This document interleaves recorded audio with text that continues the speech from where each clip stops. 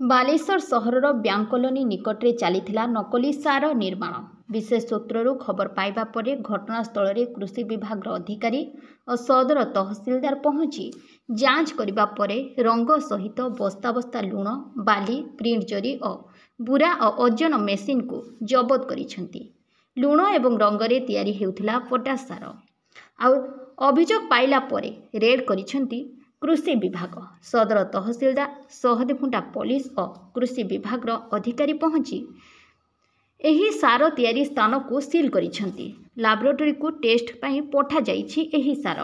ତେବେ କେବେଠାରୁ ଏହି ନକଲି ସାର କାରବାର ଚାଲିଛି, କେଉଁ କେଉଁ ସ୍ଥାନକୁ ଏହା ଚାଲାଣ ହେଉଥିଲା, ସେସବୁ ଦିଗକୁ ନେଇ ତଦନ୍ତ ଜାରି ରହିଛି। ଅପରପକ୍ଷରେ ଏହି ଘଟଣାର ମାଲିକ ସରୋଜ ଭାଦ୍ରା ଫେରାର ହୋଇଯାଇଛନ୍ତି।